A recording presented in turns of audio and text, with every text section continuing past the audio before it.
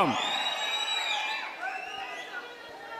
ఇంకో పక్కన కరువు సీమ, రాయలసీమ, ఒకప్పుడు రాయలేలిన సీమ, రతనాల సీమ, తర్వాత కరువు వచ్చి ఈ ప్రాంతంలో మనం చూస్తే నేను కూడా ముఖ్యమంత్రి అయినప్పుడు కరువు వస్తే నీళ్లు కూడా లేవు.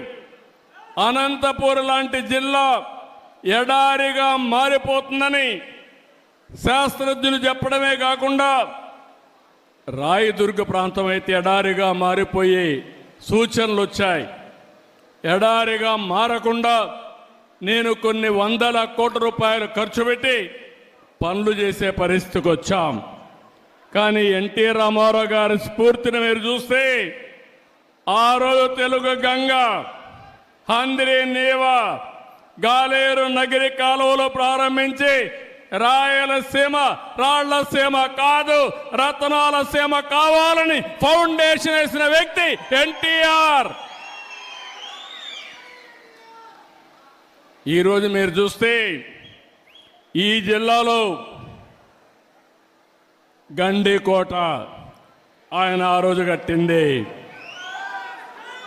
అన్ని ప్రాజెక్టులు మనం చేసినంత కూడా ఆయన కట్టినట్టువే. కాంగ్రెస్ పార్టీ ఏం చేయలేదు తమ్ముళ్ళు. ఈ జిల్లాలో నాయకులు కథలు చెప్పారు తప్ప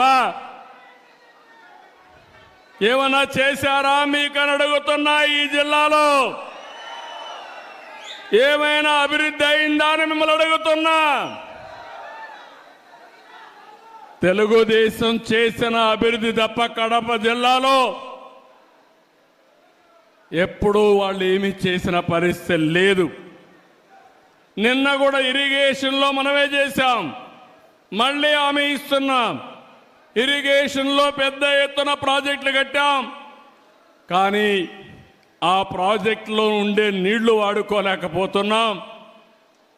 ఆ నీళ్లన్నీ కూడా సమర్థవంతంగా వాడుకోవడానికి ఈ కడప జిల్లా నేను అన్ని విధాలా సహకరిస్తానని మీ అందరికీ హామీ ఇస్తున్నా. అది కూడా ఇంకొక పక్క ఎన్నోసార్లు చెప్పాను, ఈ కడప జిల్లా తయారవుతుందని. మామూలు వరి పంట కంటే హార్టికల్చర్ పండ్ల తోటలు వేసుకుంటే రెండింతలు మూడింతలు. ఇంత మునుపు కూడా బనానా కానీ ఆరెంజెస్ కానీ దీనికి ప్రాధాన్యత ఇచ్చాం. మళ్ళీ నేను శ్రద్ధ పెడతాను. ఈ జిల్లాలో ఉండే నీళ్లు ఉపయోగించుకోవడానికి అన్ని పనులు చేస్తాను. మీరు ఒకసారి చూస్తే నేనున్నప్పుడు రాయలసీమలో మైక్రో ఇరిగేషన్కి 90% సబ్సిడీ ఇచ్చాం. అది కూడా తీసేసే పరిస్థితికి వచ్చారు. మళ్ళీ నేను వచ్చిన వెంటనే రాయలసీమ రైతాంగానికి మంచి జరగాలని ఈరోజు 90% సబ్సిడీతో డ్రిప్ ఇరిగేషన్ మీకు ఇస్తున్నానంటే అది తెలుగుదేశం పార్టీ. ఒక పక్క డ్రిప్ ఇరిగేషన్ వచ్చి, ఒక పక్క ఆధునీకరణ వచ్చి, ఇంకో పక్క హార్టికల్చర్ పంటలు వేసుకొని మార్కెటింగ్ అని ఎస్టాబ్లిష్ చేస్తే ఈ రాయలసీమకు తిరుగుండదు. నిన్న కూడా కేబినెట్లో మాట్లాడాను. రాయలసీమలో ఎక్కువ ఆదాయం వచ్చే జిల్లాలు చూస్తే కడప, అనంతపురం జిల్లాలు కూడా ముందుకు వచ్చే పరిస్థితికి వచ్చింది. మీరు శ్రద్ధ పెట్టండి. నేను ఒకటే చెప్తున్నా, ఈ రాయలసీమని ఈ కడపలో ఒకప్పుడు మీరు చూస్తే ముఠా కక్షలు ఉండేటివి, చంపుకునే సంస్కృతి ఉండేది. నేను గర్వంగా చెప్పగలుగుతున్నా, ముఠాలను పూర్తిగా అణిచివేసిన పార్టీ తెలుగుదేశం పార్టీ. దీన్ని రాబోయే రోజుల్లో నెక్స్ట్ లెవెల్కి ఎట్ట తీసుకుపోతామని చెప్పి కూడా నేను మీ అందరికీ హామీ ఇస్తున్నా. ఇంకో పక్కన నేను నిన్న మొన్న మాట్లాడాను, పోలవరం ప్రాజెక్టు ఈ రాష్ట్రానికి ఒక జీవనాడి. నీళ్ళన్నీ కూడా మీరు చూస్తే పోలవరం కిందన గోదావరి ద్వారా సముద్రం లేకపోతున్నాయి. ఈ సంవత్సరం 4000 టీఎంసీ నీళ్లు సముద్రం లేకపోయినాయి. కానీ నేను ముందు జాగ్రత్త చేసి ఈసారి మీరు చూస్తే శ్రీశైలం కానీ ఇవన్నీ నీళ్లు తీసుకొచ్చి రాయలసీమలో ఉండే రిజర్వాయర్లు కళకళలాడుతున్నాయంటే అది తెలుగుదేశం పార్టీ చూపించిన చొరవ. ఇప్పుడు నేను ఆలోచించింది,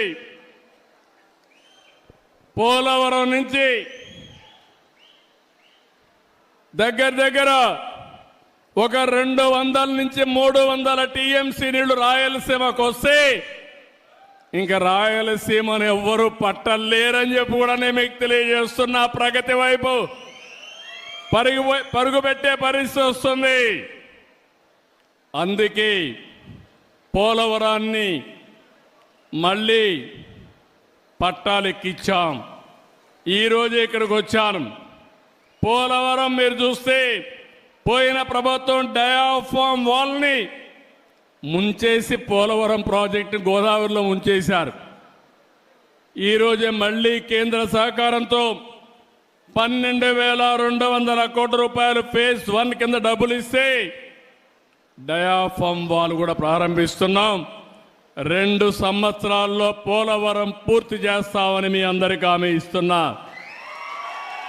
ఇప్పటికీ పోలవరం కృష్ణ అనుసంధానం చేశాం.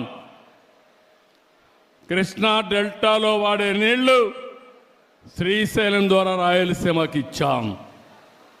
అందుకే నేను ఆలోచిస్తున్నాను, రేపు రాబోయే రోజుల్లో గోదావరి, పెన్నా, పోలవరం, బనకచెర్ల వరకు అనుసంధానం చేయగలిగితే అది ఒక గేమ్ చేంజర్గా తయారవుతుంది. ఇంకా ఇబ్బందే ఉండదు. రాయలసీమ రైతాంగం మీసం తిప్పి బతికే రోజు వస్తుందని చెప్పి కూడా నేను మీకు తెలియజేస్తున్నా. ఎందుకు ఈ మాట మాట్లాడుతున్నానంటే డబ్బులు అవుతాయి. దగ్గర 80,000 కోట్లు కావాలి. పోలవరం అయిపోతుంది. నా జీవితాశయం ఎట్టి పరిస్థితిలో బనకచెర్లకు నీళ్లు తీసుకొస్తే అక్కడి నుంచి తెలుగు గంగ, హంద్రి నీవా, నగిరి